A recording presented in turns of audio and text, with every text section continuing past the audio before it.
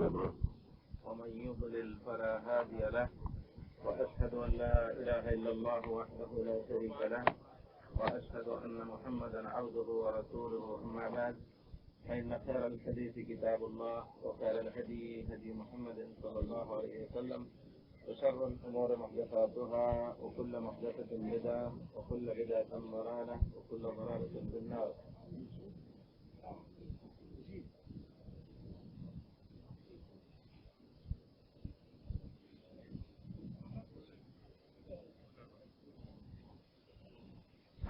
احادیث بے و شرع کی احادیث کا سلسلہ جاری تھا. یا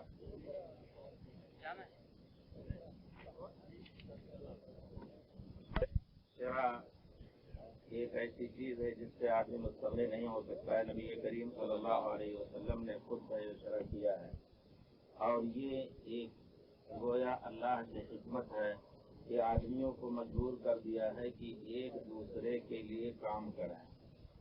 ہر شخص عالم نہیں ہو سکتا، ہر شخص مزارع نہیں ہو سکتا ہے، ہر شخص تاجر نہیں ہو سکتا ہے، ہر شخص نجار بڑھئی نہیں ہو سکتا ہے، ہر شخص باہر نہیں ہو سکتا ہے. لیکن اللہ تعالیٰ نے کچھ اپنی حکمت سے لوگوں کو اس طرح مجبور کیا ہے کہ وہ اپنا کام اختیار کریں اور غیر شعوری طور پر ایک دوسرے کے خادم رہیں، گویا دوسرے کی خدمت کریں. اور اس خدمت کے وجہ اللہ تعالیٰ نے ان کی روزی رکھی ہوئی ہے. عربی کا شعر ہے الناس بالناس فی من بدو وحاضرۃ باب لباب وان لم یشعروا خدموا. حقیقت یہ ہے کہ بے و شرع میں ایک آدمی کھیتی کرتا ہے، پھر کھیتی کے بعد جو کچھ اس میں کھاتا ہے اور بچتا ہے تو لوگوں کے لیے بیچتا ہے. دوسرے کے پاس پیسہ ہے تو اس کو پیسے کی ضرورت ہے کپڑے خریدنے کے لیے اور دوسری چیزوں کے لیے، تو چاول بیچ کر کے، گیہوں بیچ کر کے، اناج کچھ بھی جو پیدا کرتا ہے اس کو بیچ کر کے. جس کے پاس تجارت ہے وہ چاول کا محتاج ہے. تو ایک دوسرے کے محتاج کو اللہ تعالیٰ نے ایک دوسروں کو اس طرح کیا ہوا ہے. اور یہ بھی کوئی نہ سوچے کہ اللہ تعالیٰ نے سب کو کیوں برابر نہیں کر دیا. حقیقت یہ ہے کہ اللہ تعالیٰ کو جو ہم نے علیم، خبیر، حکیم مان لیا تو ہر کام اس کا حکمت سے خالی نہیں ہے. فعل الحکیم لا یخلو عن حکمہ ایک مسئلہ مشہور ہے کہ ایک حکیم حکمت والے آدمی کا کوئی بھی کام حکمت سے خالی نہیں. جب اللہ تعالیٰ کو ہم نے صفت حکمت سے موصوف کیا تو یہ ماننا ہوگا کہ جو بھی کرتے ہیں اللہ تعالیٰ وہ حکمت سے خالی نہیں. اگر سب کو برابر کر دیتے، سب ایک طرح سے مالدار ہو جاتے تو کوئی دوسرے کا کام کرنے کے لیے تیار نہیں ہوتا. آدمی مجبور ہوتا ہے بوجھ اٹھانے کے لیے خود نہیں اٹھا سکتا. ایسے لوگوں کو اللہ تعالیٰ نے مہیا کیا کہ بوجھ اٹھا کر کے اور مجبوراً ان کو پیسے دیں. پیسہ ایسے نہیں دیتا ہو کوئی، اس کو کھانے کی چیز ضرورت ہو غریب کے لیے تو یوں ہی نہیں دے گا مانگنے پر، لیکن جو مزدوری کر کے اس کا بوجھ اٹھائے گا یا اس کا کام کرے گا تو پھر وہ ایک دوسرے کو دے کر کے اپنا کام کرائیں گے. یہ اللہ تعالیٰ کی حکمت ہے. اسی وجہ سے اللہ تعالیٰ نے اس کی حکمت بعضکم بعضا سخریا، یعنی اللہ تعالیٰ نے ایک دوسرے میں فرق اس طرح کیا ہے، سب کو برابر نہیں کیا تاکہ ایک دوسرے کام چلائیں، سب کا کام ایک دوسرے سے چلے. آپ کپڑا سلنا نہیں جانتے تو درزی کی ضرورت ہے، محتاج ہے ایک دوسرے کی حقیقت سے. اس وجہ سے ایک چیز یہاں بہت اونچی چیز جس کی اسلام میں ضرورت ہے، اخلاق. جب ہم ایک دوسرے کے محتاج ہیں تو یقیناً ہر ایک کے ساتھ اخلاق سے پیش آنا چاہیے، اچھے اخلاق کا نمونہ رہنا چاہیے. پیارے رسول صلی اللہ علیہ وسلم اسی وجہ فرماتے ہیں رحم اللہ رجلا سمحا اذا باع وسمحا اذا اشترى، یعنی اچھے اخلاق کے ساتھ وہ بیچتا ہے، اچھے اخلاق کے ساتھ خریدتا ہے. آپ جائیے کسی دکان پر، بعض لوگ کس قدر ابوس فنتریر بیٹھے رہتے ہیں اور آپ منہ بھون چڑھائے ہوئے آپ جائیں گے تو کچھ کر رہے ہیں السلام علیکم جواب بھی نہیں دیں گے. پھر اس کے بعد سلام کیجیے، کیونکہ وہ نوکر ہوتے ہیں. بہت سے ایسے نوکر ہوتے ہیں کہ وہ کہتے ہیں کہ ہمیں تو تنخواہ مل رہی ہے اور کوئی خریدے یا نہ خریدے، لیکن کم سے کم اسلامی اخلاق تو پیش کرنا چاہیے. آپ کو سلام کے سلام کا جواب دیجیے، ہنس کر کے بولیے. اور مسلمان کے سامنے ہنس کر بولنا بھی ایک صدقہ ہے. پیارے رسول نے فرمایا بشر کا بھی وجہ آخی کا صدقہ. تو آدمی کے سامنے یہی وجہ ہے کہ دوسرے قومیں دنیا کے معاملات میں بہت آگے ہیں، کیونکہ ایک دوسرے کے ساتھ اخلاق پیش کرتے ہیں. دکھ جاتے ہیں، دکان میں گھسیے تو ایسا معلوم ہوتا ہے کہ جیسے آپ کے نوکر ہیں. ہاں فرمائیے کیا ہے اور یہ ہے، وہ ہنس کے بولتے ہیں دوڑ دھوپ کر کے. دو ایک جگہ دکھائیے دو چار وہاں کے بازاروں میں آپ جائیے، یہاں ناراض ہو جاتے ہیں لوگ، خریدا نہیں تھا تو آئے یہاں. بھائی آدمی دیکھتا ہے کہ کہاں ہمیں مناسب چیز ملتی ہے. خفيف إذا كان لأن الناس جالسين هنا. أيوة حرمت من فين؟ أيوة نعم. طيب العمرة الأولى سألت أحد؟ أنت رحت للعمرة الأولى إلى التنعيم، هل سألت أحدا؟ ما سألت، ليه؟ لماذا تسأل الثاني؟ إيش؟ طيب هو الأول نفس الحكم فيه. الأصل فيه أنك اعتمرت عمرة تجلس في بيت الله إن شاء الله، ولا يشرع أن تذهب إلى تنعيم ولا أي جهة تأتي بعمرة جديدة، لا أولى ولا ثانية. هذا هو القول فيه إن شاء الله. تو کہنے کا مطلب ہے کہ آدمی کو جب ایک دوسرے کے محتاج ہوئے تو ایک دوسرے کے ساتھ حسن خلق کے ساتھ آنا چاہیے. اسی وجہ سے اللہ تعالیٰ نے اخلاق کی بہت ہی فضیلت بخشی ہے. رسول صلی اللہ علیہ وسلم فرماتے ہیں کہ حسن خلق کی وجہ سے آدمی کو وہ درجہ مل سکتا ہے جو انبیاء اور رسول کے ساتھ رہنے کے والوں کا درجہ ہوتا ہے. تو یہ بہت بڑی چیز ہے. کوئی آپ کا کچھ لے نہیں لے گا یا دے نہیں لے، کوئی آپ اس کو اپنی چیز کوئی خاص نہیں دے دیں گے. جیسا کہ ہے ایک اثر میں ہے کہ مال دے کر کے سب کو راضی نہیں کر سکتے ہو، ولیکن یسعکم خلقکم، اخلاق کے ذریعے سے سب کو راضی کر سکتے ہو. مال آپ کے پاس ہے، سب کو نہیں دے سکتا مال کو آپ کی خود ضرورت ہے، لیکن اچھے اخلاق سے بول لیجیے، ہنس کر کے بول دیجیے، راستہ پوچھ رہا ہے اس کو بتا دیجیے. کچھ لوگ ایسے بھی ہوتے ہیں کہ وہ اس کا بھی گوارا نہیں کرتے کہ آپ راستہ پوچھ رہے ہیں تو خوشی سے آپ کو راستہ بتا دیں. یہ سب چیزیں ہیں. جب اللہ تعالیٰ نے ایک دوسرے کو مجبور کیا ہے، عورت کو مرد کے ساتھ، مرد کی عورت کو عورت کے ساتھ مجبور کیا ہے ایک دوسرے کے ساتھ، تو دوسروں کے ساتھ حسن سلوک سے رہنے کا اللہ تعالیٰ نے حکم دیا. اسی طرح ہر معاملے میں. اور یہ کوئی کہے کہ نہیں ایک اکیلے درخت کی طرح جا کر کے جنگل میں جیلے نہیں جی سکتا ہے، اور وہ شرعی بات بھی نہیں ہے، شرعی بات بھی نہیں ہے. اس وجہ سے آدمی رسول نے جو لوگ آپس میں گھل کر کے رہتے ہیں، مل کر کے رہتے ہیں، ان کی فضیلت بیان فرمائی ہے. الذي يخالط الناس ويصبر على اذاهم خير من الذي لا يخالط الناس.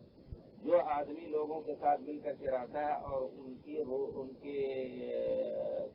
خلق اور صرف کو برداشت بھی کرتا ہے، صبر کرتا ہے، تو جو آدمی دور کٹیا بنا کر کے رہتا ہے اس سے اچھا ہے. اسی وجہ سے اسلام میں رہبانیت نہیں ہے کہ آدمی جا کر کے دور بس جائے اور لوگوں سے ایک دم الگ تھلگ رہے. نہیں، اس وقت یہ چیز صحیح ہے جبکہ فطرہ اس قدر بڑھ گیا ہو کہ آدمی کو اپنے دین ایمان پر بھروسہ نہ ہو تو الگ بھاگ جائے. کیا رسول نے ایسے زمانے کا ذکر کر کے فرمایا ہے کہ ایک زمانہ فطرے کا ایسا آئے گا کہ آدمی اپنے دین ایمان عزت کو محفوظ نہیں رکھ سکتا.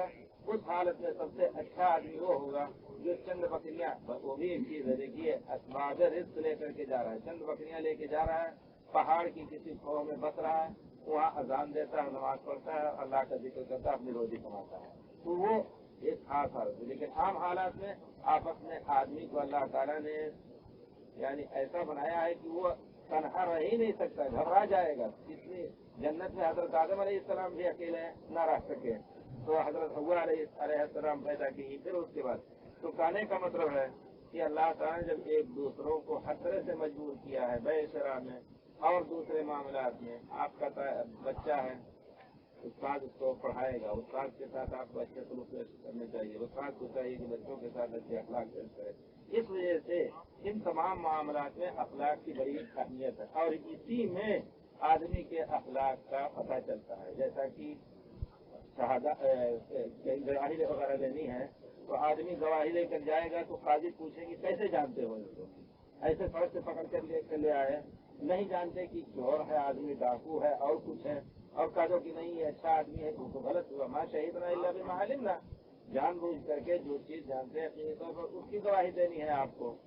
اس وجہ سے آدمی کو چاہیے کہ ہر ایک کے ساتھ اچھے اخلاق سے پیش آئے تاکہ ایک دوسرے کا کام اچھے انداز سے چلے. اور جب برے اخلاق آئیں گے تو اس میں حسد آئے گی، کینہ آئے گی، بغض آئے گا ایک دوسرے کے ساتھ اور دوسرے کے نقصان پہنچانے کی کوشش ہوگی. یہ اسلام نے ان سب چیزوں کو مساوی اخلاق کا ذکر کیا ہے، برے اخلاق میں. تو بے شرع کا مسئلہ یہ ہے کہ آدمی ایک ہاتھ سے لیتا ہے ایک آدمی کے اور دوسرے ہاتھ سے کچھ دیتا ہے. اس کے کچھ شروط بھی ہیں اور اس میں ایسی چیزیں ہیں جو غیر شرعی ہیں، منع کی گئی ہیں، اس سے بھی آدمی ایک مسلمان کو باز رہنا ہے. ہم رفاعت بن رافع رضی اللہ عنہ ان نبی صلی اللہ علیہ وسلم سئل ای الکسب اطیب، پیارے رسول صلی اللہ علیہ وسلم سے پوچھا گیا کہ کون سی کمائی سب سے افضل ہے؟ ای الکسب اطیب قال عمل الرجل بیدہ وکل بیع مبرور رواہ البزار وصححہ الحاکم۔ پیارے رسول سے پوچھا گیا کہ سب سے اچھی کمائی کیا ہے؟ تو پیارے رسول نے فرمایا عمل الرجل بیدہ، اپنے ہاتھ سے جو کماتا ہے، وکل بیع مبرور، ہر وہ نیک بیع جس میں دھوکہ نہ ہو یا جس میں حلال چیز یا حرام چیز کی بیع شرع نہ ہو، یہ ہے سب سے اچھی کمائی۔ سب سے اچھی کمائی عمل الرجل بیدہ، آپ نے ذکر کیا ہاتھ، بیع شرع بھی تو ہاتھ ہی سے ہوتا ہے، لیکن کیا عمل الرجل اس سے خارج ہے؟ جی ہاں خارج ہے، دونوں کو اکٹھا کیا جائے گا۔ تو اس کا مطلب ہے کہ خصوصی طور پر جو کام کر کے آدمی ہاتھ سے، جیسے لوہار ہے، لوہا ہاتھ سے پیٹتا ہے، بڑھئی ہے ہاتھ سے کرتا ہے، کوئی کھیتی والا وہ ہاتھ سے جوتتا ہے اور ہاتھ سے کھودتا ہے اور ہاتھ سے بیج ڈالتا ہے، تو یہ خصوصی طور پر ہاتھ سے کام ہوتا ہے۔ سلائی کرتا ہے ہاتھ سے آدمی، یہ سب ہاتھ کے کاموں میں سے۔ اس کے علاوہ ہر وہ بیع جو مبرور ہو، یعنی اس میں دھوکہ دھڑی نہ ہو اور اس میں کسی قسم کی غلط چیز کی خرید فروخت نہ ہو۔ أسئلة الآن إن الله وقت ما تختار. نعم مقصورين. أيوة، وماذا عليك بعد؟ ليه؟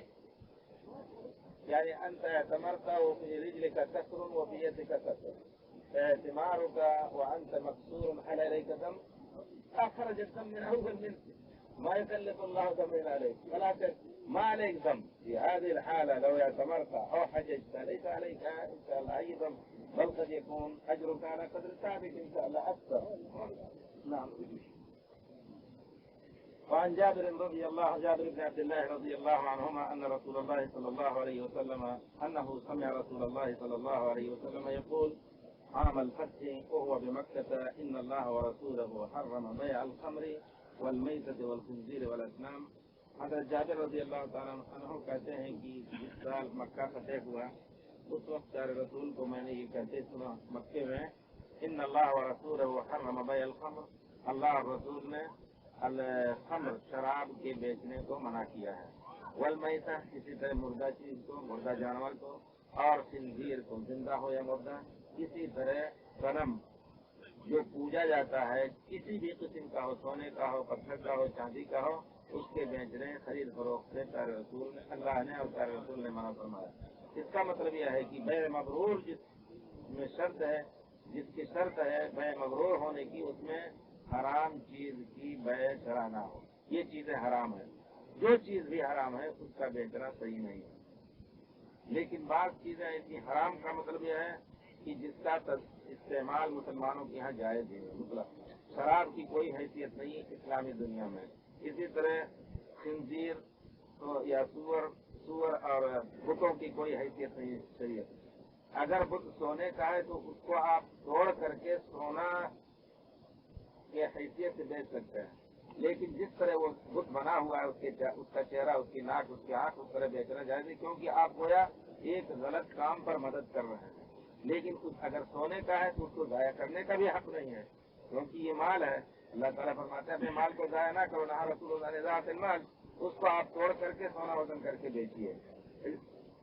سور جو ہے وہ کسی حالت میں اسلامی دنیا کا جانور نہیں ہے، اس کو جینے کا بھی حق نہیں ہے اسلامی دنیا میں، اور اگر کہیں جنگل میں رہا ہے تو اس کو پکڑنے اور اس کو کھانے کا کے بارے میں تو اللہ تعالیٰ حرام بھی فرمایا ہے۔ اسی وجہ سے حضرت عیسیٰ علیہ السلام جب اتریں گے آخر زمانے میں تو سور کو ختم کر دیں گے، قتل کر دیں گے، یہ آیا ہے۔ کیونکہ یہ بھی ایک چیز ہے کہ اس وقت یہ نصارہ اور مسیحیین جو ہیں وہ سور کو بہت ہی اچھے انداز سے پالتے اور اس کو رواج دیتے ہیں، اس کی چربی ہی کھاتے ہیں، ہر جگہ ڈالتے ہیں اور اس کو بیچتے بھی ہیں، اس کا خون، اس کا بال سے وہ جو برش ہوتا ہے وہ بناتے ہیں، سب کچھ گویا اس کی بڑی بڑی انہوں نے عبادت کی ہے۔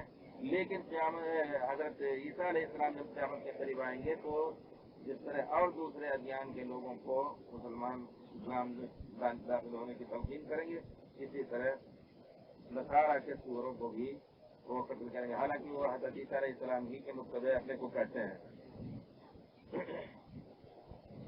شراب میں ہر وہ چیز داخل ہوتی ہے جس سے آدمی کی عقل کے کھانے سے آدمی کی عقل جاتی رہے.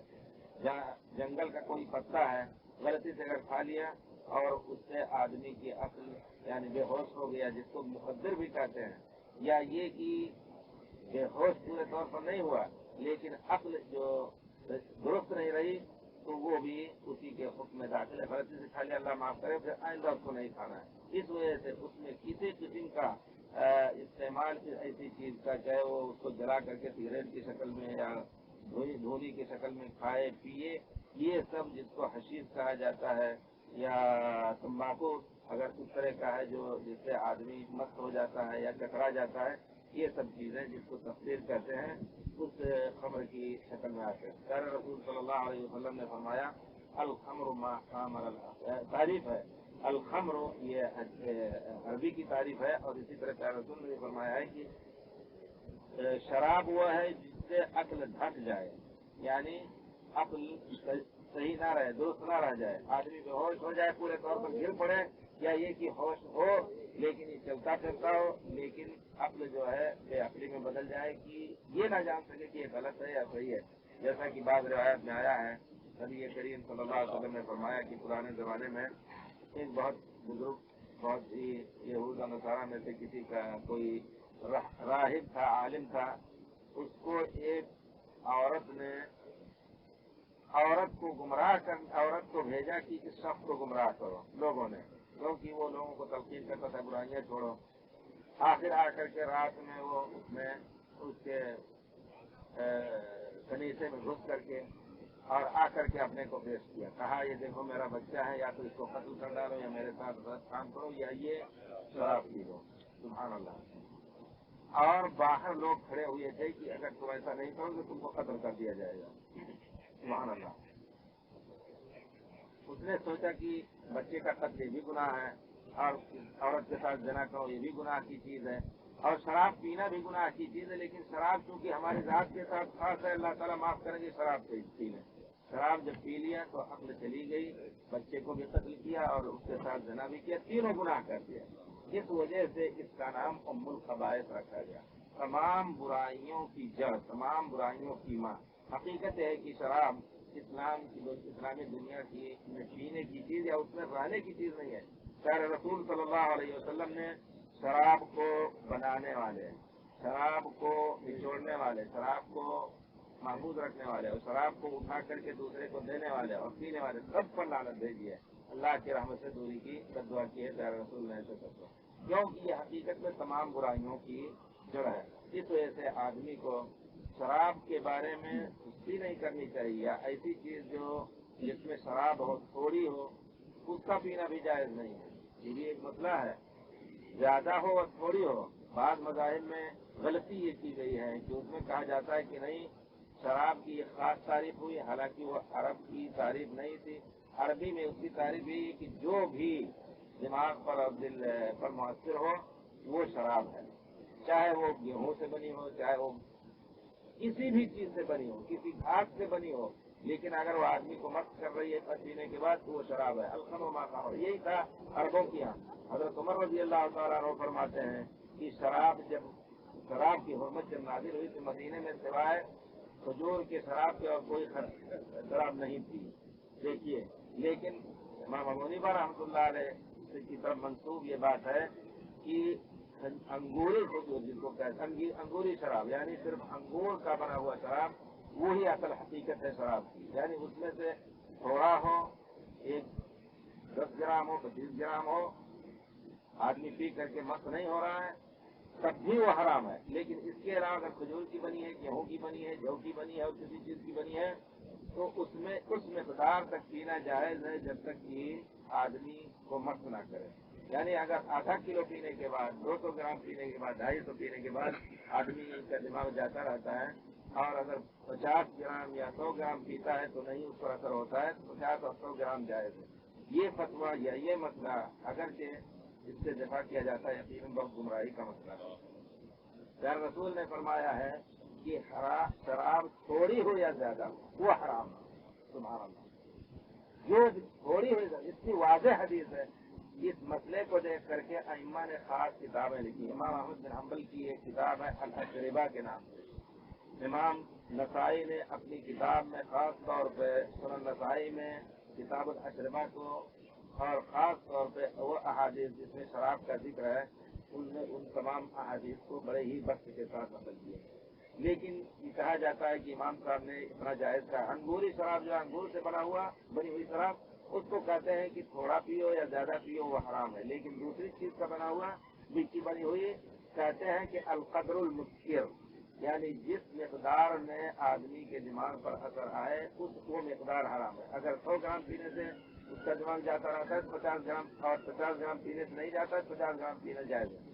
آپ یہ سوچ لیں کہ خود اسلام میں تو ایسی چیزوں سے منع کیا گیا ہے جو کسی حرام چیز کی طرف لے جانے والی ہو. نظر اٹھانا کیوں منع ہے؟ قل للمؤمنین یغضوا من ابصارہم.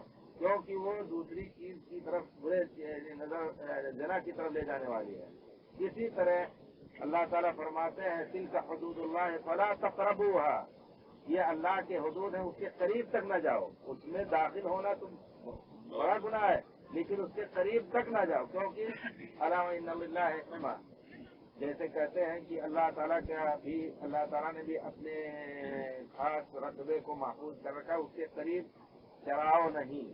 جیسے چرانے جائے گا آدمی اپنے جانوروں کو تو اگر سے دور رکھنے کی کوشش کرے یوں سے کوئی یا کافی ہو سکتا ہے کہ اس کا جانور اس میں کھا لے دوسرے کے کھیت میں. یہ ہے طریقہ.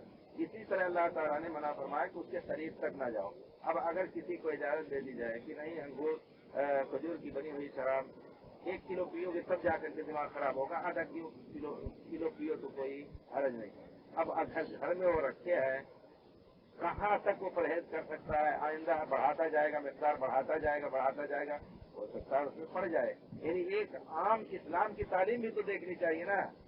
اگر امام کی طرف یہ بات منسوخ کی جا رہی تو یقیناً امام صاحب کی بات یہ غلط. اگر انہیں کے زبان اور دونوں ہوٹوں کے درمیان سے نکلی ہو تو یہ بات غلط ہے.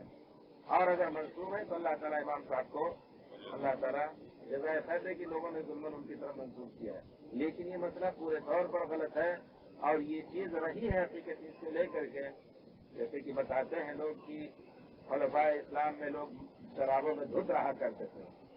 ہم اس کو پورے طور پر نہیں مانتے کہ ہر خلیفہ اس طرح کر رہا ہے. 5ویں صدی میں 4تھی صدی میں ہر طرح اس طرح کر رہا ہوگا. لیکن کوئی بعید نہیں کہ جب یہ فتویٰ ان کے سامنے رہا ہو اور آپ جانتے ہیں خراسان اور ہندوستان وغیرہ میں ایک دم خاص طور سے حنفی مذہب کا رواج تھا تو کون بچ سکتا ہے؟ چیز ہے شیطان اس میں اکساتا ہے. اس کی حالت میں وہ ایک دن تھوڑی پی اس کے بعد اور بڑھایا تو ایک لت پڑ جاتی ہے جس کو کہتے ہیں لت. یعنی بری عادت کو لت کہا جاتا ہے تو وہ عادت پڑ جاتی ہے.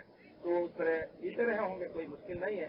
جن لوگوں کے بارے میں کہا جاتا ہے کہ دن بھر دھوت رہا کرتے تھے اور ادھر دشمن حدود پر حملہ کر رہا ہے ان کو پرواہ نہیں ہے. کوئی بعید نہیں ہے ایسی حالات میں. اس وجہ سے تھوڑے کا فتویٰ یا زیادہ کا فتویٰ رسول کی واضح حدیث ہے سبحان اللہ. لیکن اس کے باوجود کس قدر اس حرام چیز کے خلاف فتویٰ دیتے ہیں. کتابوں میں اس کی تعویل بھی کرتے ہیں.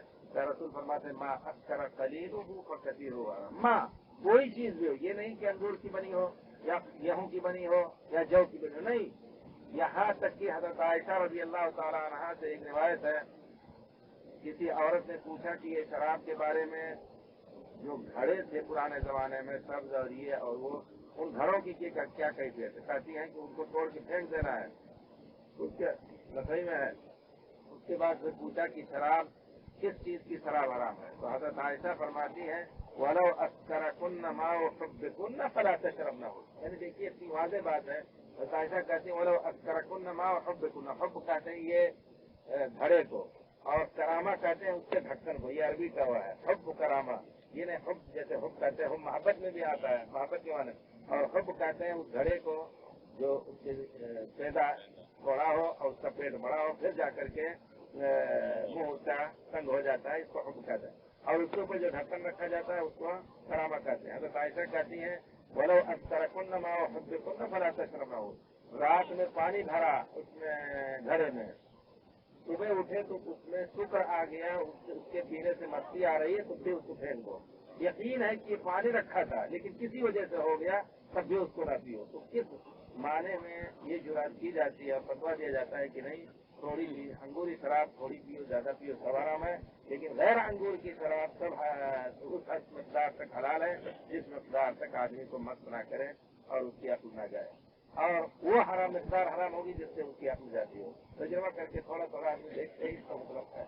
इसका मतलब है कि शराब बनाइए और शराब रखिए तो फिर प्यार रसूल की वह यानी कितनी हदीसें पामाल होती हैं सुभान अल्लाह इस फतवे की बराबर, लेकिन हमाकत है इस तकलीफ को अल्लाह ताला गारत करे इस कदर की तहस्सुब को कि वो फतवा देते हैं और कहते हैं कि नहीं इस हद तक जिस इमाम ने कहा ये चीज सही है, किताब में पढ़ा भी जाता है, सब कुछ है। शराब को शरीयत में बाकायदा उसके निचोड़ने वाले को, उसको उठाने वाले को, उसको पेश करने वाले को और उसको हिफाजत में रखने वाले को सब कुछ मलऊन का है। तो मलऊन जिस चीज पर लाना तो उसको गुनाह कबीरा कहा जाता है। हर एक खैर हराम हुआ, इसका मतलब है कहेंगे अच्छा मुसलमान नहीं बनाएंगे तो हम किसी हिंदू से खरीद लेंगे। चलिए भाई आपकी मर्जी, लेकिन खैर रसूल की तकद्दुस पर आप हमला कर रहे हैं, ये उनका फतवा देकर के जा मूजी मर्द की हालत में जो देते हैं जी, मूजी मर्द है उसकी हालत में मरीज को दे देते हैं तो वो कहते हैं कौन सी शराब वगैरह। प्यारे रसूल से पूछा गया, एक तबीब थे प्यारे रसूल के जमाने में, उनसे पूछा या रसूल अल्लाह हम शराब को दवा में डालना चाहते हैं। प्यारे रसूल ने फरमाया इन्नहु दाउन व लैसा बिदवा, वो खुद मर्ज है दवा नहीं है। ये एक हदीस सुनिए। दूसरी हदीस में प्यारे रसूल ने फरमाया इन्नल्लाह लम यजअल शिफा उम्मती फीमा हर्रमा अलैहिम, अल्लाह रब्बुल इज्जत ने मेरी उम्मत को शिफा हराम चीज में नहीं रखा। मा अंज़लल्लाहु दान इल्ला अंज़ल लहु दवान, सही बुखारी वगैरह की रिवायत है। कोई भी मर्ज अल्लाह ताला नाजिल करे उसके लिए दवा भी नाजिल फरमाई है। फदाओ या इबाद अल्लाह, अल्लाह के बंदे दवा करो। फिर इन सब हदीस को मिला करके नतीजा ये निकला कि बहुत एक चीज की एक मर्ज की एक ही दवा नहीं होती। अगर कोई कह दे काफिर ये कह दे कि नहीं शराब पिलाओ, काफिर ही फतवा देगा, एक मुसलमान नहीं दे सकता है, लेकिन कहेगा कि शराब पिला दे ठीक हो जाएगा। शराब में मुनाफा है, ठीक है, इसमें कोई शक नहीं, अल्लाह ताला खुद का है, लेकिन उसका जरर जो है या जुए का मुनाफा है लेकिन उसका जरर बड़ा है, अल्लाह ताला ने उसको कहा है। हो सकता है वो मुफीद हो, लेकिन चूंकि उसके नताइज बहुत ही बुरे दुर्रस होते हैं, इस वजह से शरीयत ने उसकी जड़ पहले ही से काट दी कि नल्लाह लम यजअल शिफा उम्मती फीमा, कोई हर हमारे कोई मुसलमान ये कहे कि नहीं इसके सिवा हम पी लें, तो वो दूसरे के हिंदू के लिए, काफिर के लिए और मुशरिक के लिए हो सकती है कुछ उसको उसमें दवा बन जाए वो शराब, लेकिन एक मुसलमान के लिए वो दवा नहीं बनेगी। तो रसूल की के कौल पर ईमान लाना चाहिए। इस वजह से रह गई थोड़ी सी बात रह जाती है कि आजकल दवाओं में आप देखते हैं शराब थोड़ी सी डाली जाती है उसको बचाने के लिए, उसकी हिफाजत के लिए। कहते हैं इससे देर पा रहेगी दवा, उसका जो एक्सपायर होने का टाइम होता है, कहते हैं इससे देर तक ठीक रहेंगे। लेकिन क्या अल्लाह ताला ने उसका यही एक तरीका बनाया? क्योंकि हम मुसलमान दूसरों के हाथों के नीचे हैं। मुसलमान दवा बनाए, यकीनन ऐसी चीज अल्लाह ताला उनको देगा जिसको डाल करके उनकी दवा उससे ज्यादा देर पर हो सकती है। लेकिन अगर मजबूरी है, दवा में थोड़ी ऐसी मकदार है, जैसा कि फतवा दिया है लोगों ने कि उसके अलावा दवा मिल ही नहीं रही है, ढूंढा जाए, बाकायदा फतवा है मजमा फकीह का, जो अकेडमी है फतेह की, उसका फतवा है कि अगर ढूंढा जाए, अगर कोई दवा नहीं मिल रही है तो उसको उस मकदार तक दिया जाए जिससे उसकी जान बच जाए, उसके बाद उसको छोड़ दिया जाए। और मुसलमान डॉक्टरों को ये बाकायदा, और जो कंपनियां हैं दवा ईजाद करने की, उनको ये नसीहत की जाती है कि शराब से कोई मामला न रखें दवाओं में आइंदा, जो मुसलमान हो। लेकिन दवा आती है आपके जापान से, जैसे कहते हैं कि अपने गफलत की अगर हालत यही कायम रही, आएंगे 10 साल काबुल से, कफन जापान से, तो वही है कि हमें कपड़ा भी दूसरे से लेना पड़ता है, खाना पीना सब कुछ, तो दवा भी दूसरे से जब मंगाते हैं तो अब जो चाह डाल करके उसमें दें, उसमें अपना पेशाब और पैसाना डाल के दें, हमें खाना पीना है उसको। मुसलमानों को क्यों नहीं ऐसी गैरत आती है कि हम ऐसी चीजें तैयार करें कि मुसलमानों को सही चीज, हलाल चीज मुहैया कर सकें। का वाकया हदीस का हवाला है। ऐसा मूल फवाइद का जो वाकया आपने बयान करवाया, 3 गुनाहों में शराब को पीकर दोनों गुनाहों को उसने किया। हाँ, तो वही किया कि लोगों ने, किसी राहिब आदमी था पुराने जमाने का, उसके सामने उसको गुमराह करने के लिए लोगों ने एक फाहिशा औरत को भेजा, बच्चा उसका था, और उसको कहा कि शराब ले जाओ, उसको पिलाओ और कहो बच्चे को कत्ल करो, तुम्हारे साथ गलत काम करे। गई तो उसने कहा कि देखो हमारे साथ ये 3 काम तुम्हें करने हैं, या 3 कामों में से सिर्फ एक काम करो। तो उसने सोचा कि अगर इसके साथ जना करते हैं तो जना का गुनाह, कत्ल करते हैं तो जान के मारने का गुनाह, शराब पी ले हमारे ही साथ उसका ताल्लुक, हम पागल होकर के मस्त होकर के बैठ रहेंगे। तो जब शराब पिया और अक्ल चली गई तो जना भी किया और बच्चे को कत्ल कर दिया। तीनों किस्से, तीनों गलतियां एक साथ कर दी। तो गोया उम्मुल खबाइस इस वजह से बना। मैं आपको किस्सा सुनाऊं, अल्लाह ताला माफ करे। यानी यूरोप वगैरह से इतना फोन आता है, लंदन वगैरह अमेरिका से इतना फोन आता है मसले मसाइल। उसमें एक मसला आपको बताऊं वहीं का है, और वो भी उर्दू बोलने वाली औरत पूछ रही है। देखिए ऐसी चीज है सुभानअल्लाह, क्या बताया जाए कि उससे यानी आदमी घबरा जाए सुन करके कि अल्लाह ताला मुसलमानों को जगह दे कि वो मुल्क छोड़ करके भागे जहाँ ऐसी इज्जत है। कहती है कि मैं बच्चे को शराब, मेरे शौहर का इंतकाल हो गया, मैं और बच्चा घर में रहते थे, बच्चा जवान हुआ शराब पीने लगा, हम रोक नहीं सकते, हजार समझाते थे, घर में ला करके रखता था।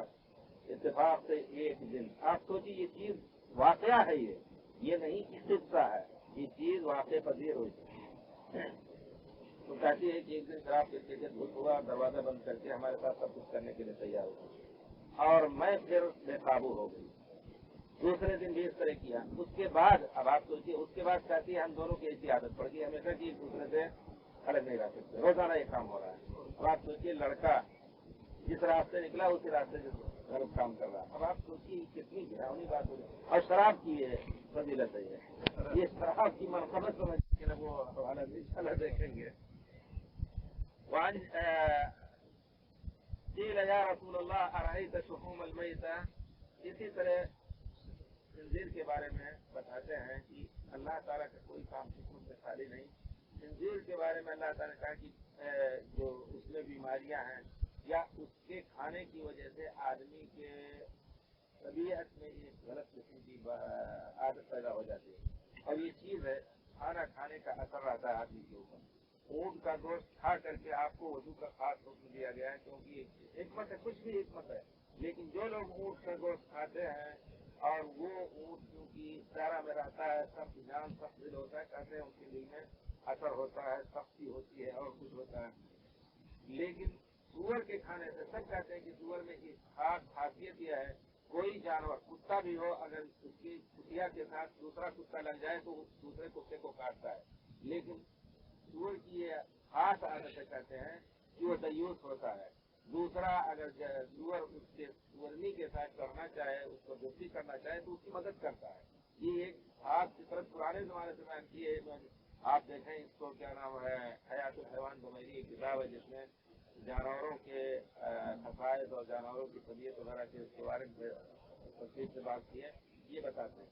अब आप सोचिए उसके खाने से क्या नतीजा है कि उनके यहाँ गैरत के नाम की कोई चीज नहीं है। बीवी बच्ची अगर 14 साल 15 साल की हो करके कोई दोस्त ना बना सके, कोई फ्रेंड, तो ये समझ लीजिए उसका दिमाग कमजोर है, कहते हैं वो कहते हैं, और चाहते हैं कि वो दोस्त ला करके घर में रात गुजारे, जो कि ये गैरत की चीज है। तो ये है खंजीर किसी भी, और उसके अलावा उसके अंदर बीमारियां भी होती हैं, कहते हैं खुद वो मानते हैं, लेकिन उसको इस अंदाज से पालते हैं, कहते हैं हमें इस अंदाज से पाला जाता है कि वो बीमारियां उससे खत्म हो गई। क्यों? उसको पकड़े हुए हैं सारा।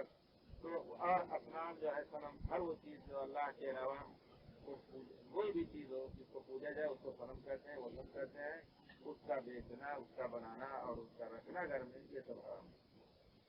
घर रसूल से पूछा गया अराई तशुहुम अलमैता, मुर्दा जानवर हराम है, लेकिन उसकी चर्बी का क्या हुक्म है अल्लाह के रसूल? क्योंकि चर्बी उन्होंने उसकी जरूरत का भी इज़हार किया। देखिए फइन्नहु तुतला बिहा अस्सुफुन व तुदहनु बिहा अल-जुलूद, चमड़े हम उसको दबावत देते हैं, सिझाते हैं, फिर उसको उसमें उसकी चर्बी मलने से वो कितना होता है।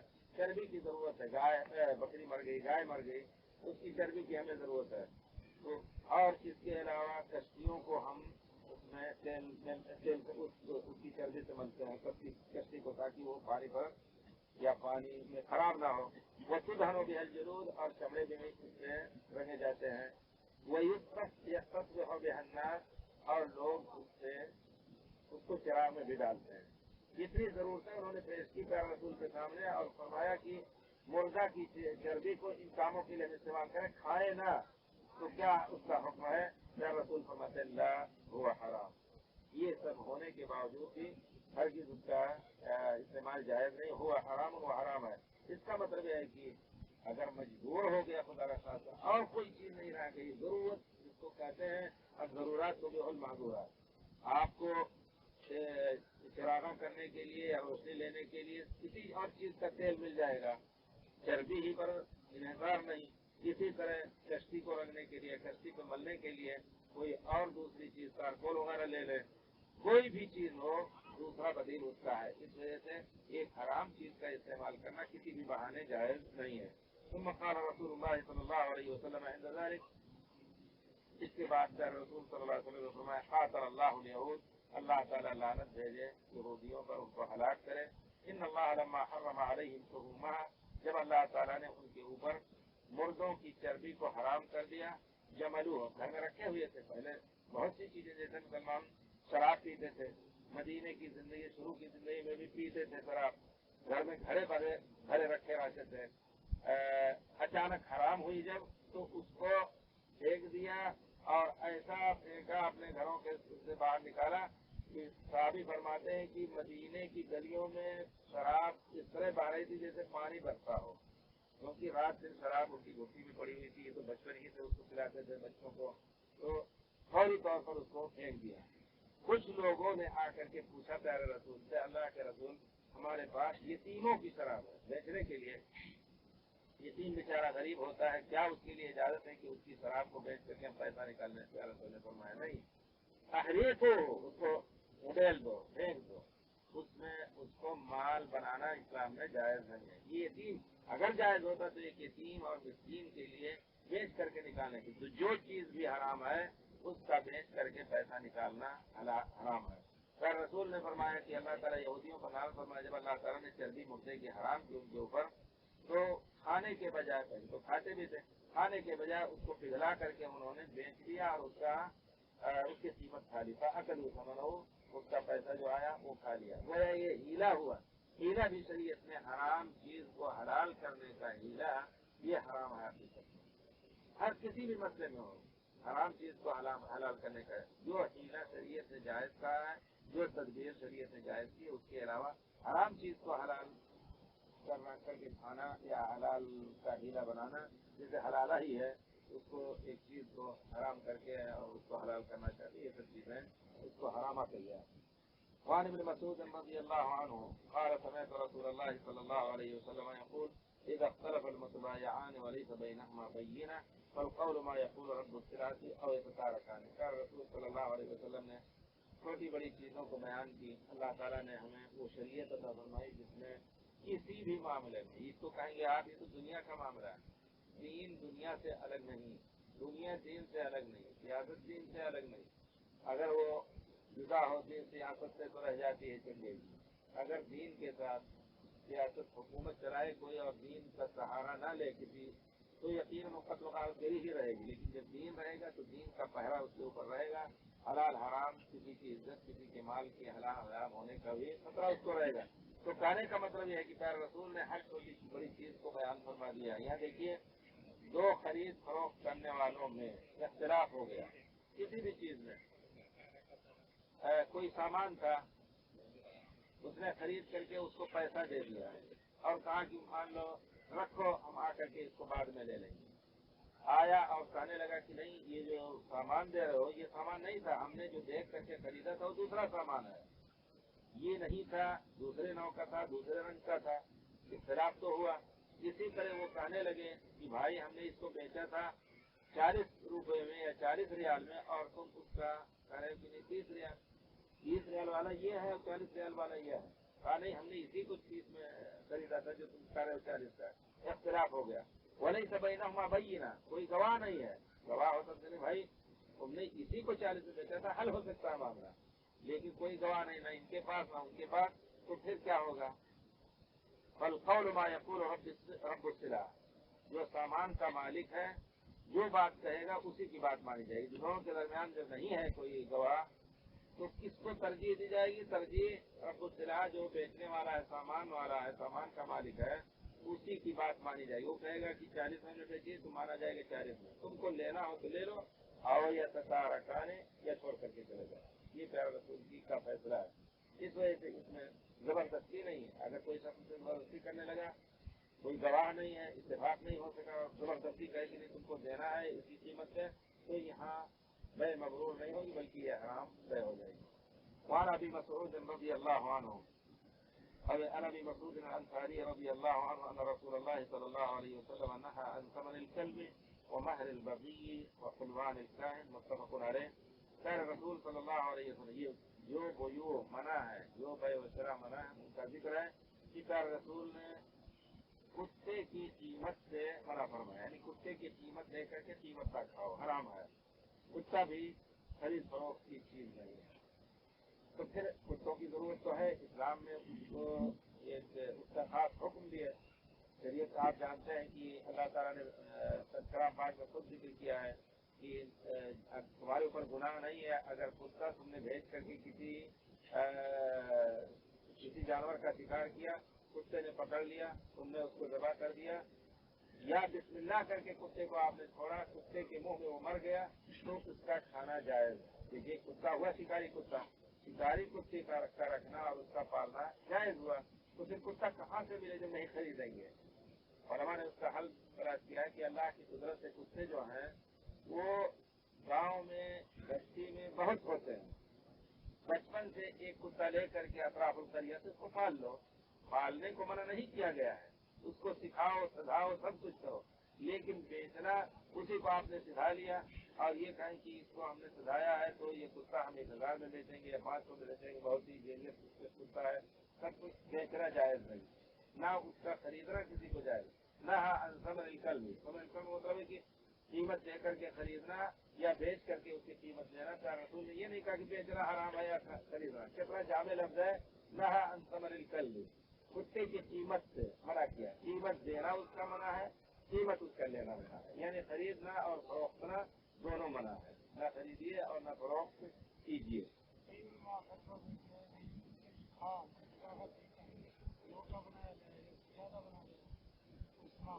آپ کا سوال بھی وجہ ہے, کہتے ہیں کہ کتے کی کھال یا کسی بھی جانور کی جو غیر معقول ہو جس کا کھانا جائز ہے, شہر کی کھال, کتے کی کھال, بھیڑیے کی کھال, کیا اس کو دباغت دے کر کے آپ استعمال کر سکتے ہیں؟ جی ہاں, سر وہ بھی حدیث کی بنا پر کہتے ہیں کلو کے حامل دو بیگا پکڑتا ہو رہا, کوئی بھی چمڑا ہو کچا اس کو جب آپ دباغت دے دیں گے تو پاک ہو, پہلے حدیث بعد میں پاک. اگر وہ مردے کا بھی ہے, سر رسول کے آئے گی, ہو سکتا حدیث آئے. ہاں, سر رسول سے پوچھا گیا, حضرت ام سلمہ رضی اللہ تعالیٰ عنہ کی ایک بکری تھی, مر گئی, انہوں نے حکم دیا کہ کھینچ کر کے اس کو پھینک دو. سر رسول نے دیکھا اس بکری کو لوگ کھینچ کے لے جا رہے تھے, تو پوچھا اللہ کے رسول نے کہ کیوں؟ اللہ کے رسول مر گئی. کہا ہلا اخذ تم یہاں بہا, اس کا چمڑا کیوں نہیں نکال لیا, کیوں پھینک رہے ہو؟ چمڑا تو کام میں لانے کی چیز ہے. سر رسول سے انہوں نے کہا یا رسول اللہ انہا میتا, اس مردہ کا چمڑا ہے. سر رسول نے فرمایا ایما یہابن دونوں کا فقط ہو رہا, کوئی بھی چمڑا, کوئی بھی, اس عموم کی بنا پر کہتے ہیں کہ کسی بھی جانور کا چمڑا ہو, ازرے کا ہو, سانپ کا ہو اور کچھ ہو, وہ دباغت یعنی خشک کرتے ہیں خاص انداز سے, اس کی رطوبات ختم ہو جاتی ہیں. آپ لوگ تو مدرات وغیرہ میں دیکھتے ہیں, اب تو بہت سی ترقی ہو گئی ہے, جو 2-4 دن بھگوتے تھے اور اب تو 2-4 گھنٹے میں تیار ہو جاتا ہے, تو اس سے خشکی دور ہو جاتی ہے اور اس کی جتنی حراست ہو جاتی ہے. آپ دیکھیں پرانے زمانے میں ایسا بھی دیکھا ہے, ہم نے لوگ ذبح کرتا تھا کوئی, تو اس کا چمڑا نکال کر کے اس میں نمک لگاتے تھے, نمک لگا کر کے دھوپ میں رکھ دیا, تو جو جتنی رطوبت ہے جس سے بدبو آ سکتی ہے بعد میں, چمڑے اگر گوشت کا تھوڑا سا ٹکڑا نمک میں پگھل کر کے دھوپ کے ذریعے سے وہ ایک دم نکل کر کے صاف ہو جاتا تھا. تو یہ ہے, یہ تو صحیح ہے, اس میں کوئی شک نہیں. کتے کے بارے میں یا خنزیر کے بارے میں بہت اور میں نے کہا الکل والخنزیر, دوسرے لوگوں نے کہا نہیں, اس عموم حدیث کا یا عام لفظ حدیث کا یہ معنی ہے کہ کتے اور خنزیر کا بھی ہو تب بھی وہ دباغت کے بعد پاک ہے. تو یہ مسئلہ بہرحال اختلافی ہے, اور کیوں کی دلیل حدیث ہی سے لی گئی, اس کو آسانی سے رد نہیں کیا جا سکتا. اگر یہ ہوتا پیارے رسول فرماتے کہ ایما یہابن دونوں کا فقط ہو رہا, اور اس میں کتے اور خنزیر کو مستثنا کرتے تب کہا جاتا, لیکن جب آپ نے ایک عمومی طور پر کہہ دیا تو اس وجہ سے بعض علماء نے کہا کہ کتے اور خنزیر کا چمڑا بھی ہو تو اس کو کسی بھی چیز میں استعمال کر سکتے. یہ بھی دیکھیے, بعض لوگ کہتے ہیں کہ نہیں اس کو استعمال کر سکتے ہو تم سوکھی چیزوں میں, سر چیزوں میں. سوکھی چیزوں کیا مطلب؟ جوتا بناؤ, उसको पहनने की कोई चीज हो, बिछाने का हो उसको रखो, लेकिन उसमें हर चीज रखने की, पानी या कोई शरबत या और कोई चीज रखने के लिए न बनाओ। यानी इस तरह की चीजें इख्तिलाफ की आई हैं, बारह है, लेकिन चूंकि उनकी दलील इस हदीस के लफ्ज आम से अय्युमा या कोई भी जमा, ये लफ्ज उमूम है, अय्यु यहाँ उससे बढ़ करके अय्युमा है और उमूम हो गया उसमें, तो इस वजह से उसको आसानी से रद्द करना सही नहीं है। बहरहाल आदमी की तबीयत ना चाहे रखा। एक बात याद आ गई कि कुछ लोग लगाने से और सूंघने से नशे में आते हैं, उसके बारे में किया तो नहीं है? हाँ, तो कोई चीज भी, हाँ ये चीज है, किया ना हो। मैंने इससे बताया कि धुआं ले करके भी बहुत से लोग ये जो गलियों पीते हैं, क्या होता है, पीते हैं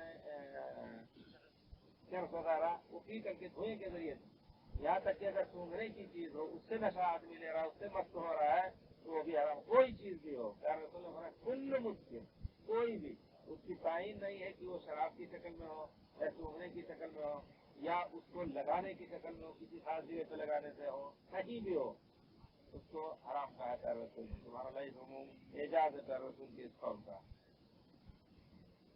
कुत्ते की इसको खरीद फरोख्त करना जायज नहीं, लेकिन आजकल कहते हैं कि पुलिस के कुत्ते जो होते हैं अगर नहीं मिल रहे हैं तो फिर क्या किया जाए, तो उलमा ने बहुत ही महदूद हालात में इजाजत दी है, जैसे चोरों को पकड़ने के लिए या इसी तरह की वगैरह पकड़ने, शादी को पकड़ने के लिए, वो खास उनके अंदर एक चीज होती है, सूंघने की सूंघ करके बैठता है, तो ये मसलाहतन जायज का है कि अगर कहीं इस तरह के कुत्ते मिल रहे हैं दूसरी मुसलमान मुल्क में नहीं मिल रहे हैं तो उसको खरीदा जा सकता है। इसको आप आगे बढ़ करके और कुछ मसाइल भी इसके सामने ला सकते हैं। मतलब ये कि कोई भी मुर्दा हो, इंसान का बेचना, मुर्दा जिंदा बेचना तो जिंदा है, अगर गुलाम है तो जायज है, मुर्दा का बेचना जायज नहीं। लेकिन अगर कोई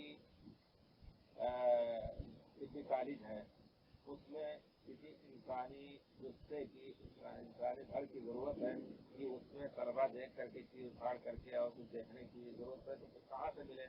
किसी मुसलमान के घर से मरे हुए जनाजा पढ़ करके वहाँ नहीं दिया जा सकता है, उसको तो दफन करना है। लेकिन एक कहीं से किसी काफिर की लाश को खरीदा जा सकता है। ये खास हालात जो है, महदूद हालात, ये उलमा का फतवा है, हर एक नहीं फतवा दे सकता है। उलमा जरूरत देख करके फतवा दे सकते हैं कि नहीं मिल रही है, हमारे तलबा को उसको पढ़ना है। जैसे यहाँ कुल्ले जो है बनाया गया है हमारे यूनिवर्सिटी में, वो आबदिया में, वो हुदूद हरम से बाहर बनाया है। वो जो होते हैं गलत लोग भी आते हैं, दूसरे भाई मुस्लिम भी, मुस्लिम भी आते हैं उसमें लेक्चर देने और पढ़ाने। तो ये चीजें खास हालात की बिना पर जायज कही जा सकती है, जहाँ की मुर्दे का बेचना मना है। मुर्दा आदमी भी जरूरत के वक्त, खास जरूरत के वक्त, उस मकसद के लिए, वो भी मुसलमान की लाश ना हो, गैर मुस्लिम की लाश हो, जैसा कि वो लोग खुद बेचते हैं, जिंदगी ही में बेच देते हैं। अजीब है ये, उनके यहाँ तो दीन नहीं है, अपनी आंख बेच देते हैं, अपनी नाक बेच देते हैं, उसका पैसा खा लेते हैं और मरने के बाद फिर लिखा पड़ी रहती है, उसके जरिए से उनका जिस्म ले लेते हैं लोग।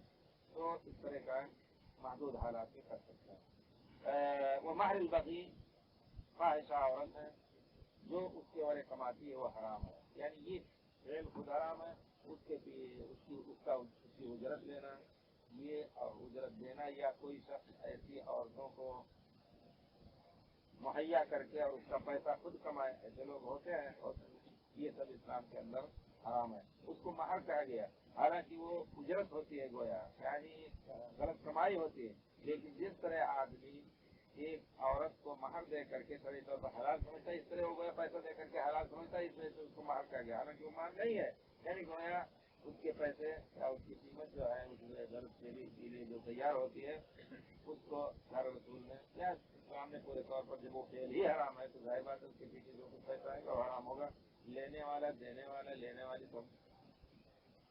वो हलवान काहिन, काहिन कहते हैं जो इल्म गैब की दावत करते हैं, ये दावा करते हैं कि हम गैब की चीजें जानते हैं, लोगों को धोखा देते हैं। किसी की कोई चीज गुम होगी तो कहते हैं कि हम तुमको बता देंगे, इतने पैसे दो, ये सब चीजें करते हैं, और वो कोई वहीद नहीं कि आज चीजें सही भी बताते हो। ऐसा होता है, शैतान से मदद लेते हैं, उनके पास शैतान होते हैं, जा करके खबर लाते हैं, मिल गई खबर तो मिल गई, वरना लाठी मार देंगे, चाहे सही हो ना सही हो, आपको दे देंगे, आपका पैसा ले लेंगे, ऐसा होता है काहिन। और जैसा कि हदीस शरीफ में आया है कि प्यारे रसूल फरमाते हैं कि ये शैतान जो है, पहले प्यारे रसूल से पहले हज़रत अबू सुफियान बिन मुगीरा ने बताया कि शैतान حدیث شریف میں ہے کہ شیطان ایک دوسرے کے اوپر چڑھ کر کے اور آسمان تک پہنچ کر کے پھر آسمان کے خبر غیب کی سننے کی کوشش کرتے تھے. اللہ تعالیٰ حکم دیتے ہیں فرشتوں کو ہمیشہ کل یوم ہو اپنی شان کا ایک مطلب یہ بھی کہ اللہ تعالیٰ روزانہ ایک خاص حالت اللہ رب العزت کے مخلوقات کی تو وہ اللہ تعالیٰ حکم دیتے ہیں کہ کل بارش ہوگی، ایک ہفتے کے بعد بارش ہوگی یا ایک مہینے کے بعد بڑا بھی بارش ہوگی، بڑا بڑا آدمی کرے گا. کوشش کرتے ہیں اس قسم کی باتیں فرشتوں کو جو اللہ تعالیٰ حکم دیتے ہیں وہ آسمان تک چڑھ کر کے سننے کی. لیکن خیر رسول کے بعد آسمان کے اوپر بہت بڑا پہرا لگ گیا، جیسا کہ سورہ جن میں ہے وَأَنَّهُ كَانَ رِجَالٌ مِّنَ الْجِنِّ يَعُوذُونَ بِرِجَالٍ مِّنَ الْجِنِّ فَزَادُوهُمْ وَأَنَّا كُنَّا نَقْعُدُ مِنْهَا مَقَاعِدَ لِلسَّمْعِ فَمَن يَسْتَمِعِ الْآنَ يَجِدْ لَهُ شِهَابًا رَّصَدًا. یہ جن کہتے ہیں کہ نئی حالت پیدا ہوگی. کیا بات ہے؟ جنوں کو ایک نئی حالت کا سامنا کرنا پڑا تو آپس میں بات کر رہے تھے کہ کیا بات ہے کہ پہلے تو ہم جا کر کے آسمان تک سن لیتے تھے بہت سی چیزیں اور اب جو جائیں گے تو ہمارے لیے یہ تارے توڑ کر کے مارنے والے فرشتے مقرر کر دیے گئے وہ مارتے ہیں. ہم پہلے اس طرح کا نہیں تھا. وَأَنَّا كُنَّا نَقْعُدُ مِنْهَا مَقَاعِدَ لِلسَّمْعِ فَمَن يَسْتَمِعِ الْآنَ اب جو سنے گا يَجِدْ لَهُ شِهَابًا رَّصَدًا اس کو تارے توڑ کر کے ہمیں مارنے کا انتظام ہوا ہے. تو پتہ لگا کر کے آئے پیارے رسول صلی اللہ علیہ وسلم کی نبوت کا پتہ لگایا، آ کر کے مسلمان بھی ہوئے. تو اس دل میں یہ باتیں انہوں نے کہی کہ ایسا ہوتا تھا اور اب پیارے رسول صلی اللہ علیہ وسلم آ گئے. حضرت سفیان وغیرہ کہتے ہیں کہ شیطان ایسے ایک دوسرے کو پکڑ کر کے اوپر جا کر کے سنتے ہیں، اب بھی سننے کی کوشش کرتے ہیں، فرشتے مارتے ہیں. اگر کوئی بچ گیا اس کو تارا نہیں لگا، یہ تارے جو چھوڑ کر کے ٹوٹتے ہیں یہ اس کی حقیقت یہی ہے. لوگ اور کچھ اس کی تعبیر کریں یہ غلط ہے. قرآن کی تعبیر یہ ہے کہ یہ فرشتے اس کو مارتے ہیں. اسی طرح اِنَّا زَيَّنَّا السَّمَاءَ الدُّنْيَا بِزِينَةٍ مِّن كَوَاكِبَ اللہ تعالیٰ فرماتے ہیں کہ ہم نے اس آسمان دنیا جو قریب کا آسمان ہے دنیا سے اس کو ہم نے ستاروں سے زینت دی ہے. وَحِفْظًا مِّن كُلِّ شَيْطَانٍ مَارِدٍ یہ شرط شیطان جو چڑھ کر کے کچھ سننا چاہتا ہے اس سے حفاظت کے لیے دی. فَأَتْبَاعُهُ شِهَابٌ آیت ہے حِفْظًا مِّن كُلِّ شَيْطَانٍ مَارِدٍ لَا يَسْمَعُونَ إِلَى الْمَلَإِ الْأَعْلَىٰ وَيُقْذَفُونَ مِن كُلِّ جَانِبٍ دُحُورًا وَلَهُمْ عَذَابٌ وَاصِبٌ. یہ سننا چاہیں گے تو یہ عذاب اور یہ سہاب ثابت ٹوٹ کر کے ان کو لگے گا. تو کہنے کا مطلب ہے کہ یہ کاہنوں کا کام اب بھی ہے. پیارے رسول فرماتے ہیں کہ کبھی کبھی تو ایک بات سن لیتے ہیں وہ اور وہ صحیح ہو جاتی ہے، آ کر کے کاہن کو بتاتے ہیں. جو شیطان کو پوجنے والے ہوتے ہیں یا شیطان کے بندے ہوتے ہیں ان کو آ کر کے بتاتے ہیں. وہ بندے 100 باتوں میں سے ایک بات صحیح بھی بتا دیتے کیونکہ اللہ تعالیٰ اس کا فیصلہ کر دیا ہے، صحیح ہو جاتا ہے تو کہتے ہیں دیکھو فلاں نے بتایا تو فلاں دن اور وہ صحیح ہے، اس کا مطلب وہ انہیں غیر جانتا ہے. اس طرح ان کا بازار چلتا ہے اور آ کر کے روزانہ پوچھتے ہیں جن سے پوچھیے غلط کہیں گے تمہارے بچے کو نظر لگی ہے، فلاں نے نظر لگایا، جھوٹ موٹ بتا دیں گے اس سے بھی آپ دوسرے کیجیے اور اس کو جادو کیا فلاں نے جادو کیا، یہ سب جھوٹ باتیں بھی کرتے ہیں. اس طرح کر کے اس وجہ سے شریعت نے ہر اس برائی کا دروازہ بند کر دیا ہے، ہر اس چیز کا دروازہ بند کر دیا ہے جس سے آپس میں عقیدے کی بھی خرابی ہو یا جس سے آپس میں اختلاف کا مسئلہ ہو.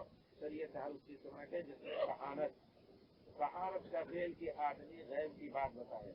یہ ہاتھ کی نشانی دیکھ کر کے جو بتاتے ہیں وہ بھی غلط ہے اور یہ جو کام کرتے ہیں اس کے پیچھے جو پیسہ لیتے ہیں فلوان اسی کو کہا گیا کہ یہ میٹھی ہوتی ہے، بیٹھے بیٹھے بغیر کسی مشقت کے یہ کھانے کی مٹھائی تیار کر لیتا ہے. فلوان کہا گیا فلوان ہر وہ اجرت جو بغیر کسی مشقت کے حاصل کی جائے. تو کاہن بیٹھے بیٹھے ہزاروں کماتا ہے اس طرح کا. تو اس کو بھی سارا رسول نے منع کیا، یعنی وہ ایک کہانت بھی منع ہے. آپ دیکھیے من آتا عرافا او کاہنا، اس روایت میں سارا رسول فرماتے ہیں کہ جو کسی عراف کو کہتے ہیں کہ ہاتھ یا چہرے کی نشانی دیکھ کر کے کسی چیز کی خبر دے. بہت لوگ ہوتے ہیں کہتے ہیں ہم نے بھی اس میں بڑا شوق تھا صرف معلوم کرنے کے نام سے کتابیں اس میں پڑھی. آپ کے پاکستان میں بھی کتاب چھپی اس کو بھی منگایا، تو پہلے بھی پڑھا، کئی کتابیں رکھے ہوں جس کو دیکھ کر کے بہت سی چیزیں ہیں. اس میں کہتے ہیں اگر یہاں ایک لکیر دیکھیے یہ ہے نا یہاں ایک لکیر ہے اس کا مطلب ہے آپ کی شادی ایک ہی ہوگی. آپ یقین جانیے کہ شادی سے پہلے یہاں 3 لکیر اور کوئی چھوٹی یعنی ہوتے ہوتے باتیں ہوتے ہوتے میں آپ کو یقین بتاتا ہوں یہ چیز ہے ہم نے صبح کیا لیکن یہ چیز تو یقینی نہیں ہے. ہلکی لکیریں تھیں یہاں تھی لیکن شادی سے پہلے ہم خود پڑھتے تھے اس کو، اور دیکھا لوگوں کو سنا بھی، تو اب دیکھیے یقین آگے اس کا مطلب ہے کہ لیکن کوئی ضروری نہیں کل اللہ تعالیٰ توفیق دے تو اس کو ہم ایک کی وجہ سے، لیکن اسی طرح کہتے ہیں اس سے استعمال کرتے ہیں. دیکھیے 18 ہے نا، بہت سی چیزیں ایسی بھی آپ کو یعنی سامسیاں مار کر کے دیں گے کہ کچھ آپ کے دل میں بھی تھوڑا سا لگن ہو جائے اس سے. یہ 18 ہے نا، اور یہ 81 ہے. 18 81 کتنا ہوتا ہے؟ 99. کہتے ہیں اللہ تعالیٰ کے 99 جو نام ہیں، ان ہاتھوں میں اللہ کی رحمتوں کا مظہر ہے. آپ سوچیے اللہ تعالیٰ رازق ہے تو آپ کا رزق آپ کی رزق ہے، اللہ تعالیٰ خالق ہے، اللہ تعالیٰ ملیک ہے، آپ کی موت کب آئے گی لوگ سب اس میں یہ مانتے ہیں اس میں. اور یہ جس بتاتے ہیں دیکھیے یہ جو کھلا ہو، اگر دوسرا ہو تو میں نہیں دکھا سکتا، یہ کھلا ہو تو اس کو بتاتے ہیں کہ اللہ کی قدرت سے، یعنی یہ کہ روزی اپنی آئے گی اور خرچ ہوتا رہے گا. یہ نہیں اگر نیچے تنگ ہے بند ہے روزی زیادہ آئے گی آدمی بخی ہو. اب آپ دیکھیے یہ کچھ تماشے کی چیز ہے، یہ پڑھی ہم نے تو یہ جو ہے بیچ کی کہتے روزی آئے گی زیادہ، لیکن اگر یہاں تنگ ہے بند ہے تو اس کا مطلب ہے کہ آدمی بہت کچھ چھوڑ کے مرے گا، نہ خود کھائے گا نہ دوسروں کو کھلائے گا. لیکن اگر یہ کھلا ہے تو جتنی روزی آئے گی خرچ ہوتی رہے گی، اللہ کے بدل سے عزت بچی رہے گی. یہ اس قسم کی چیز ہے. یہاں بتایا ہے جرم اگر کسی نے کیا تو جرم چھپ جاتا ہے، تو بہت سے مسائل اس طرح. یہ چیز یقینی نہیں ہے، گویا تقدیر اور تخمین کی چیز ہے. اس وجہ سے شریعت میں اس کی کوئی حقیقت نہیں ہے. اس کے قریب آپ کو چاہیے، شیطان اس میں بہت کچھ دھوکہ دے سکتا ہے. صلی اللہ علیہ وسلم. عمرہ کرنے پاکستان سے آئے، دوران عمرہ غلطی اور لاعلمی سے صحیح کے 7 چکر کی بجائے کم چکر ادا کیے، اس کا دم جرمانہ ہوگا. دم نہیں ہے. اگر آپ پوچھ رہے ہیں ہم یہاں ہیں تو جا کر کے آپ پھر سے صحیح کیجیے. پھر سے صحیح کا مطلب یہ ہے کہ آپ نے اگر بیوی سے ہم بستری نہیں کی ہے تو مسئلہ حل کا یہ ہے کہ آپ احرام پھر سے جا کر کے پہن کر کے اور 7 چکر کر کے پھر سے آپ سر کو مڑائیں. پھر آپ کا یہ نادانی کے بنا پر انشاءاللہ آپ پر کوئی دم نہیں ہے، آپ کا عمرہ اسی وقت صحیح ہوگا. یعنی اگر آپ اس وقت ٹوپی بھی پہنے تو ٹوپی اتار دیں اور جا کر کے احرام پہن لیں، پہن کر کے طواف صحیح ہے آپ کا. اگر 7 طواف آپ نے مکمل کیے ہیں جا کر کے 7 چکر کی صحیح کیجیے یقینی طور پر، اور شروع کریں صفا سے ختم ہو 7واں مروے پر. ایک مرتبہ جائیں گے صفا سے مروہ تک پہنچیں گے ایک شمار ہوگا، مروہ سے پھر آئیں گے دوسرا شمار ہوگا. اس طرح 7واں چکر وہاں مروہ پر ختم ہوگا. اس کا دم سے اس کی تکمیل نہیں ہو سکتی ہے. جی آپ کا مڑوانا ضروری. گویا غیر شرعی طور پر انہوں نے پہلے ہی جیسے کوئی طواف کے بعد جا کر کے سر مڑا لے، اسی طرح وہ غلطی سے انہوں نے مڑا لیا، اس کی حقیقت نہیں ہے کچھ. گویا شرعی طور پر ان کو 7 کے بعد عمل کرنے کے بعد طواف اور صحیح پھر سر مڑانا ہے. اگر مڑایا پہلے پھر بھی اس طرف پھرا دیں. یہ دوبارہ 1 2 3 سے شروع کریں.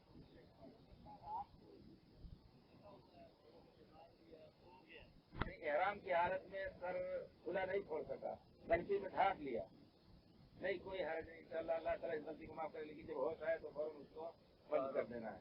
اور آیا یہ ہم اپنے ملک میں ادا کر سکتے نہیں، ہرگز نہیں ہے. دم کی بات ہی نہیں. اور اگر دم کوئی بھی ہو آپ کے اوپر واجب ہونے کا کوئی فتویٰ دے تو پاکستان جا لینے کے بعد بھی آپ کو یہی بھیجنا ہے اس کا وہ دم کا ذبح ہونا مکے میں ہے. ثم محلھا الی البیت العتیق. کہیں بھی دنیا کے کونے سے پیسہ بھیجیں یا جانور بھیجیں.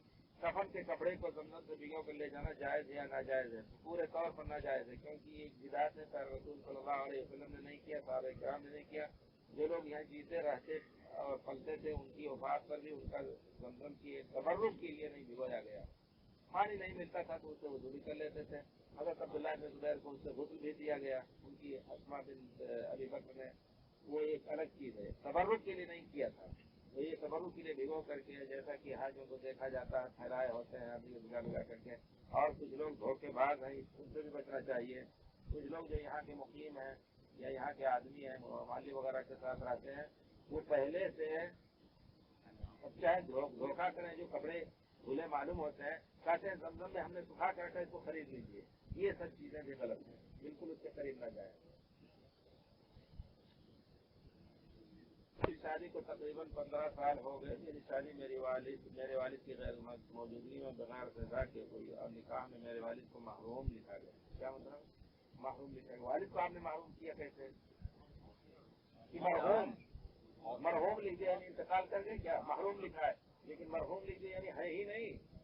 ہو سکتا ہے کہا کہ باپ نہیں ہے تو کوئی بھی، لیکن آپ جب بڑے ہو گئے تو والد کی رضامندی اس معنی میں کہ حسن اطاعت والد کی، اگر وہ کسی اور نیک لڑکی سے شادی کرنا چاہتے تھے، آپ اپنی منمانی کسی غلط لڑکی سے شادی کریں کہ ہاں ان کی اطاعت واجب تھی.